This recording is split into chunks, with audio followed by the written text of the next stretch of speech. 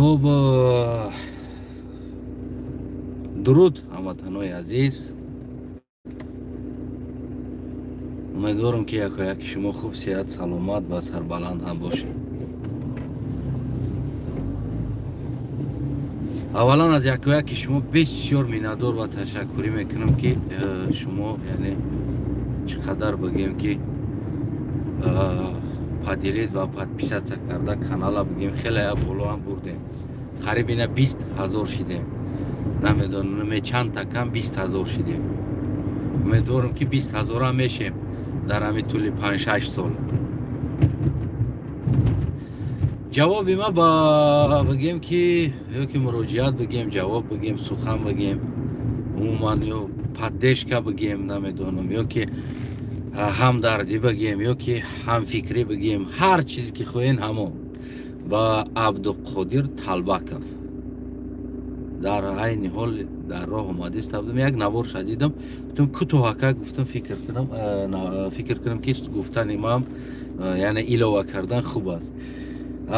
عبدالقادر طلبکov یک انسیکلوپدیا میگه کتاب نوشته است برای خردسالان، برای رشد کردن مغز سر خردسالان و با وزیر معارف مراجعت کرده است و عجیب یک نوار کرد. خیلی بگیم که نوارش واقعا هم معنی داشت و منطق داشت سخناش که در حالت بگیم که وزیر معارف گفته است که از اول تا حال برای انسیکلوپدیا یعنی خوانندگان مبلغ جدا نمیشود و شدگی نیست، این طرفش هم نمیشود. و عبدالقادر طلبکov هم خیلی بگیم که تاسف گفت که یعنی برای رشد جامعه یعنی برای با فرهنگ، با مدنیت، با عقل، با سواد شدن طفل ها حکومتی که شما میرقصین که بعضیات غمخوری ملت، پیشوای ملت، اساسگذار صلح و وحدت، یتیم پرست، صغره پرست، نمیدونم هر چی میگین که همون در برای همون یعنی فردا با سواد شدن ملت، با مدنیت شدن ملت، با فرهنگ شدن ملت سوم جدا نمیکرده است، یتیم هم جدا نمیشد. وقتی که حکومت برای دانشی ملت، فرزندی ملت با گفت هم گفت دبدبه جوان ها آیندای ملتان میگه کجا در تریبونه ها برآمده، وقتی که وزیر معارف میگه و غیره ها میگن که یک انسان مراجعت میکند دولت برای این چیزها، این کتاب ها، چاپ کتاب ها و بگیم برای دانشی نسل بگیم که جوان کودک ها، طفل ها یتیم پول جدا نمیکنه و میره و از پوتین کتاب میطلبه و дайте книгу, мы любим русский язык, мы хотим читать, у нас очень любит русский, у нас не хватает, у нас нет книга, а так мы очень любим русский язык. Азия плюс нет китоб, Германия плюс Азия нет китоб, дайте нам книгу, пожалуйста. گفته در پیش پوتین میطلبه کتابه، در 92 میلیون دلار سمالیات میخره، صدها هزارها دلار مصرف کرده، نبیرش زودا تشکیل میکنه، زنکا را زل آورده، بلوگرها را آورده، ماشیناش رکلام میکنن، پالیتیا را امان میکنن. امروز برای رشد یعنی بمون دانشی فرزندی سرزمین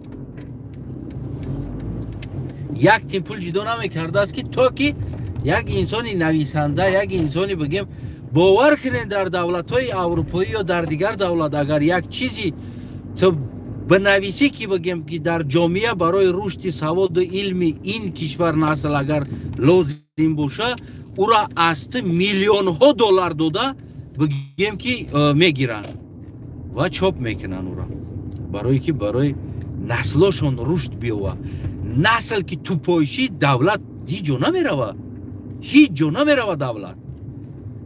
تمام با تله با تله جا نمیره با کشتن قتل کردن بگیم ظلم کردن یگان چوبود نمیشود، یگان پیشروی نمیشود. بعد چی میشه فرزند؟ صنفی 8 بود نکرده میگه میرم پیش اوتام یا پیش اماکیم روسیه میرم کار میکنم یا میام ماشین میخرم بعد تاکسی میزنم بعد تاکسی میزنم. این نمی مغزی سری کودکی نمی است.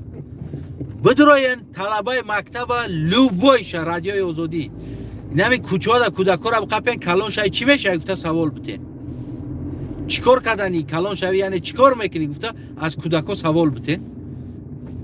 ما کوئی شانس ندارم که برم در تاجیکستان همه سوال بگذرونم. همه میگه کلان شم روسیه میرم پیش اماکی میرم پیش تقوی میرم هم میرم نامجا کار میکنم میام بعد ماشین میگیرم بعد ماشین گرفتی چیکار میکنی؟ بعد تاکسی میزنم میگه. یعنی او چیزی که او کودکا میبینن نمیه اماکی میره روسیه میام ماشین میگیره تاکسی میزنه همون را قبول میکنه در مغزی سرشون. تمام برای او فردا ما عالم شم بخونم کتاب بنویسم رشد کنم نمیدونم یک چی کشف کنم این چیز نیست در سر کودک.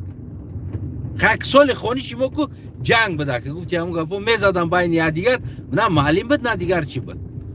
ما همین در مایدکی ما کلان شای چی میشه؟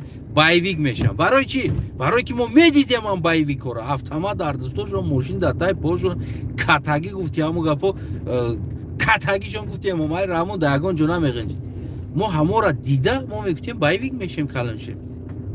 ما فکر نمیکردیم بایویک بودن این زلالی جامعه ما است این خراب کردن جامعه ما است. برای چی؟ برای که بایویک دایگون جو کار نمیکنه بایویک میدزده میگیره ایرا زوری میکنه میگیره با نوکی автомат ای دیگه کسا میگیره. یعنی که کاری بایویک همون غارت کردن است خلاص. اما ما همون خیلی میشه میگفتیم بعدی ما اومدگی نسل ها روسیه میره میگن یعنی دسترشون همی است. اما امروز ما درک کردیم فهمیدیم تو جای اومدیم که نه وطن با بایویک چیدن با تاکسی زدن با روسیه رفتن عبود کردن نمیشوه. جامعه رشد نمیکنه فرزندی تو آینده کسی نمیشوه با این کار. فرزند علم در کار است دانش در کار است دستگیری در کار است. نباید تو فرزند فکری روسیه بدوزی فکری تاکسی و فکری ماشین بدوزی. اینا اینجا 40 دمه رویان زن گرفتگی نیستن حالا میخونن کار میکنن پیشروی میکنن. های ما 16 ساله 17 18 نشید زنش بده که یک سال بعد ابله میشوه دو تا گودک بچم شو دوای گوشت گوسفندش بده یگان ماکارونش بده دوای بچم دو گودک کی خدمت نبرن. وقت جامعه ما این ساخته اومدگی گفتم گپو دنگرکراتیا شید کروچی جا دموکراتیا نیست او دنگرکراتیا ساخته روجا. امام علی رحمان دموکرات یعنی دنگرکراتیا ساخت وطنه. جایی که فرزندی که خوب میخونه او را نباید خدمت بری در اینجا نمیبرن. انسانی که اتستاتش کراسنی دیپلم مدال خطی او را خدمت نمیبرن.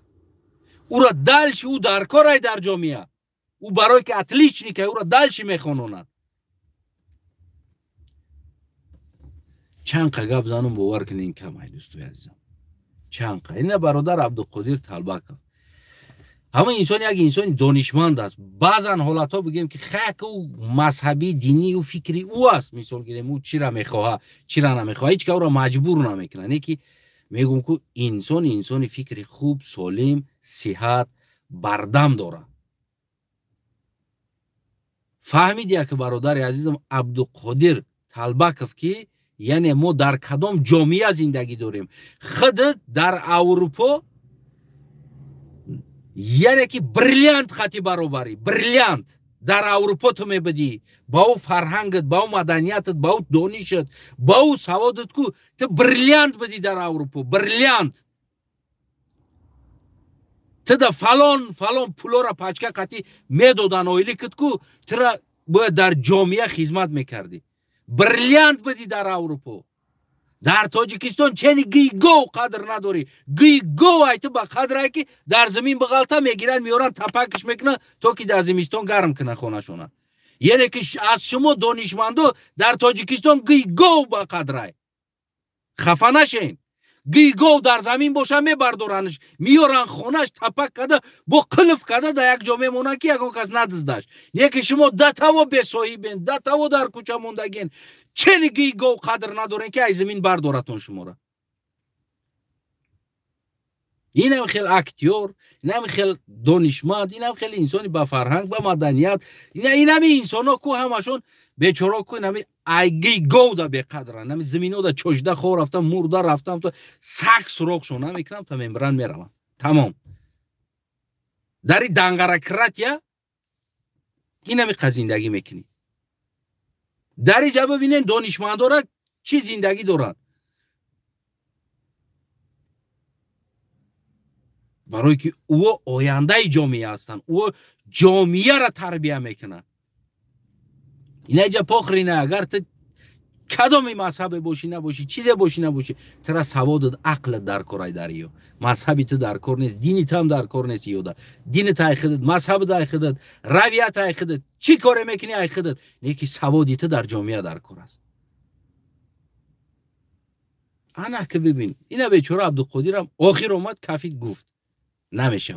برای اما اگر که زوری حکومت نرسه، سمالیاتی خودش برسه و برای انسیکلوپدیا چاپ کردن زورش نرسه، مگر ما مجبوریم زبور کنیم برادر عبدالقادر طلبکوف برای نسل، برای سوادی نسل ما زبور میکنیم، کتابی ترا چاپ میکنیم. اما کتابا چند قدره که زورمون میرسه چه میگه او نو زبور میکنین و بیاین از زبور کنیم اینا را بگیریم بیاین برای سواد کمک کنین، سواد برای عقل کمک کنین. یا مصلحت کنین برادر عبدالقادر نمیدونم که را مراجعت بگم چیز بگم خدادا یک زبور کنیم، همو انسیکلوپدیا دا چاپ کنیم، در مکتبات چنین لازمی تقسیم کنیم. راست میگم برادر، واقعا هم اگر که چیزی باشه نباشه برای همین بسواد بودن همین جامعه کو میسوزه آدم، نه که درچه گفتن نمیتونه. ولی بعضیاتون میخیزین اما هر گپ میگین کو همون انسان میسوزه، میبینه جامعه بسواد است کو میسوزه، نه که گفتن نمیتونه. با سلامت سربلند باشید. میتونیم پادیلیت پادپیسکا همین روز 20,000 کنین، یک نمی چند تای دیگه نمیرسه. 20,000 کنین شلو که ما برادر عبدالقادر را پادشکا کنیم، هم انسیکلوپدیاش چاپ کنه با طلبگان برسونن به پول. مایلی مالی سمالیات بخره، در دنگرکراتی خودش زندگی کنه، قطع اهل اولادش زمانداری او را برای باور کنین آوردین در بالای سرمون، خودمون آوردیم دردی سری خودمون. میگه کو خدا زده را دوا است، خود زده را نه. باور کنین خدا زده را دوا است، میگه خود زده را نه. ما را خدا زدگی نیست، ما خودمون زدگیم. خودمون بالای سر خودمون دا کو پیشوا گفته رقص کرده گرفته آوردگیم. اگر ما را خدا میزدی قدری بد نمیزد. ما خودمون زدگیم. برای هم میگن که خدا زده را دوا است، خود زده را نه. باور کنین دوستای عزیز، ما را دیگه دوا نیست. باید ما خودمون راست کنیم، برای که ما را خدا زدگی نیست، ما خودمون زدگیم. سلامت سربلند خانواد باشی. خیلی نامش هم خیلی می نویسم، خدا زده را دوا است، خود زده را دوا نیست، برای که نامش ننوشته بودم. سلامت باشین دوستای عزیزم. پادپیسکا را فراموش نکنین، پادیلیت قطعی.